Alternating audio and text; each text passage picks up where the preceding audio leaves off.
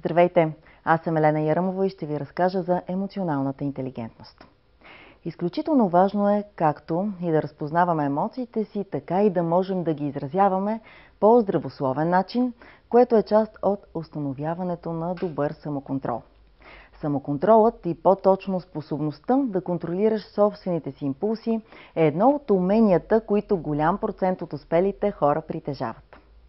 Емоциите ни показват какво ни харесва и какво не ни харесва. Много често, ако не правим разлика между тези две неща, това води до блокиране на чувствата или емоциите. Самоконтролът идва от практиката на владеене на собствените си емоции и импулси. Пример за това е The Marshmallow Test, за който говорихме в предишните лекции. Но за да можем да ги разпознаваме и владеем, е много важно да направим едно разграничение. Чувства и емоции са две различни неща. Емоциите са еднакви за всички нас като хора, също така и животните имат емоции, но нямат чувства. Различните автори разпознават различен брой емоции, но най-общо можем да ги обобщим като гняв, страх, радост, тъга, изненада, погнуса, тревога. Емоциите са телесна реакция на индивида спрямо външни стимули. Докато чувствата са интерпретациите, които ние хората придаваме към емоциите, които изпитваме, чувствата са продукт на нашето мислене. Чувствата ръководят реалността и понякога напълно я потъпкват. Нашият мозък възприема така наречената наивна реалност. Приема своята гледна точка за единствена реалност и чувства спрямо нея. Случвало ли ви се да бъдете свидетел с още няколко души на една и съща ситуация и да се е оказало, че сте видели различни неща, т.е. мозъкът на всеки от вас е създал различна реалност за видяното, спрямо житейския ви опит и начините, по които сте се научили да възприемате дадените картини.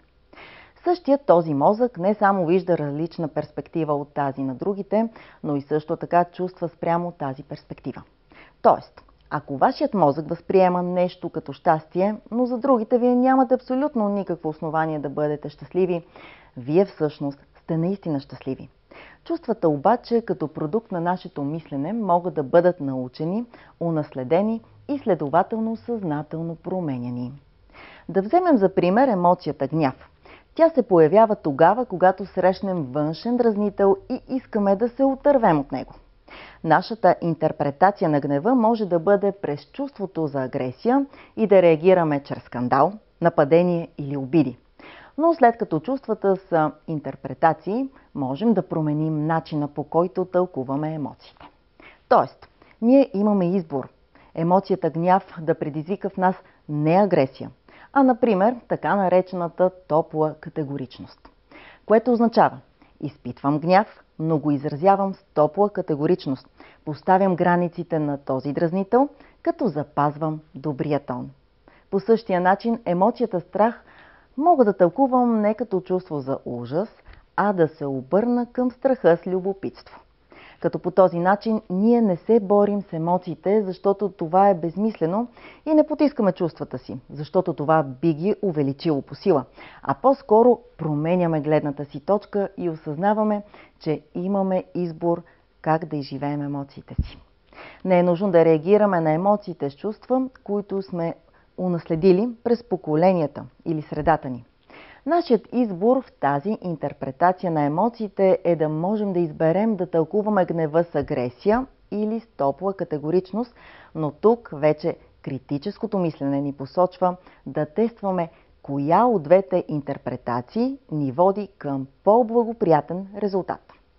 Така имаме избор от една страна да избегнем самоконтрола и да се подадем на схематични реакции под формата на унаследени чувства, или да станем по-съзнателни в емоционалните си преживявания и целенасочено да управляваме посоката на собствения си живот.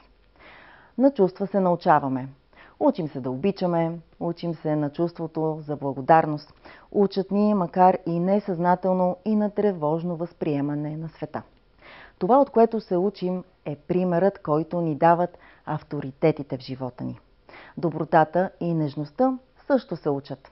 Ето как един от най-успешните ни психотерапевти, Мадлен Алгафари, определя чувствата и емоциите.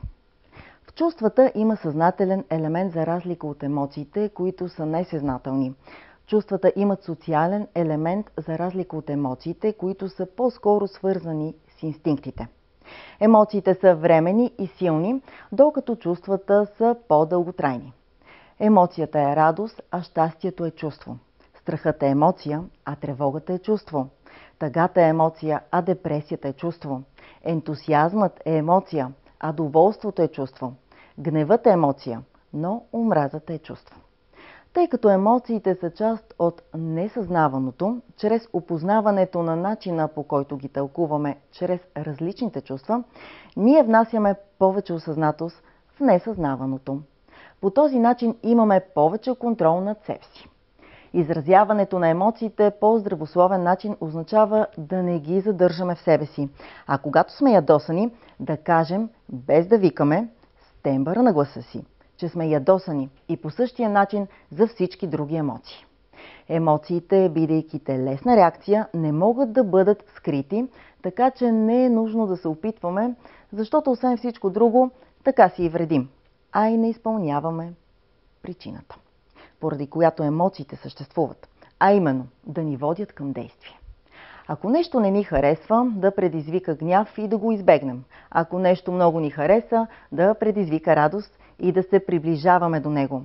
Без тези ориентири не бихме могли да изградим щастлив живот, такъв какъвто на нас ни харесва. Думата емоцио идва от латински език и означава задвижвам. Ако не позволим на емоцията да ни задвижи в посоката, в която би трябвало да го направим, ние блокираме, не знаем как да постъпваме. Ето защо емоционалният ни живот трябва да бъде важна част от ежедневието ни. Известният изследовател на емоционална интелигентност Даниел Голман казва: когато емоциите се надигнат, интелигентността не струва и 5 пари.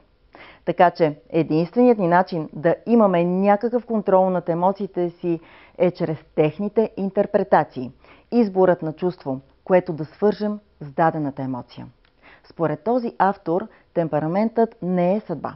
Хората, които могат да контролират емоциите си, т.е. имат развити емоционални умения, имат по-голяма вероятност да са доволни от живота си, да се справят по-добре в него, след като са овладели навиците, които подхранват собствената им продуктивност. Емоционалните вълнения могат да влияят на умствените умения. Тревожните, яростните и депресираните студенти не могат да учат. Не могат да обработват информацията, която получават ефикасно. Негативните емоции могат да фиксират вниманието и да ни попречат да мислим за друго. Те саботират вниманието ни и способността да се съсредоточаваме върху каквото и да е. Когато чувствата наделеят над концентрацията, ние губим така наречената работна памет. Това е способността ни да запомняме, дори да говорим. Когато чувствата блокират работната ни памет, губим много умствени умения от способността да изговаряме прости изречения до сложни силогизми.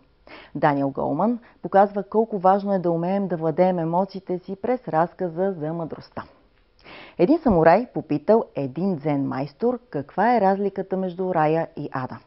Дзен майсторът му казал, че той е обикновен разбойник и няма да се занимава с него.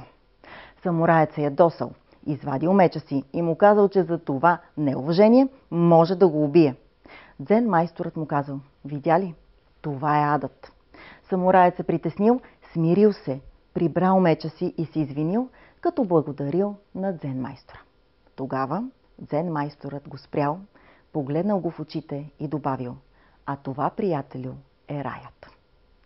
Случвало ли ви се да реагирате по някакъв начин и после да съжалявате и защо? Спомняте ли си ситуация, в която сте изпитали гняв, но сте успели да проявите самоконтрол? Само човек, който не е имал през това нещо, не може да разбере. Когато се качиш на върха и чуеш българския химн, да стръгваш? Да, да стръгваш целия и да станат минимум 15 000 човека на крака и да слушат заради тебе това нещо, ти изпълва сърцето с едно голямо чувство за страната, която защитаваш, като е България, защото ние, както тя каза, не бих поел да защитавам друг флаг, освен български. Има адреналин и за мен това е нормално и така трябва да бъде по този начин. Излизаме концентрирани за среща. Всъщност аз мисля, че при мен единствените ми притеснения са от въпроса какво ще стане, ако загубя. Аз ще се изложа пред хората, които очакват от мене. Аз ще се проваля и всъщност това са били винаги проблемните мисли, които се имала в главата си, но съвсем скоро на последното световно първенство, което трябваше да е тази година, април месец, мисля, то си беше. Просто аз получих бъбречна криза, пропуснах го и тогава си казах, че в крайна сметка няма никакво значение какво ще кажат хората. Никой не ми е длъжен до такава степен, че да се съобразявам с това, че ако не успея на някакво състезание, аз съм се провалила. Напротив, провалил си се, ако не си дал всичко от себе си, а аз давам всичко от себе си и се надявам, че ще успея. Темата подготвихме заедно с психолога доктор Елена Илиева за проекта "Младите хора, бъдещето на България говорят" по програма Еразъм Плюс.